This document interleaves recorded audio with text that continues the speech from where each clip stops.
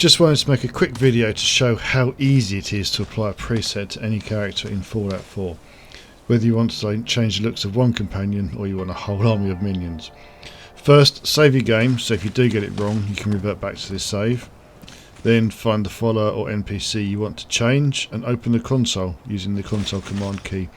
This will normally be either the apostrophe or tilde key. Then using the mouse, click on the follower you want to change and get their ID. Make sure you got the correct object, it will say their name.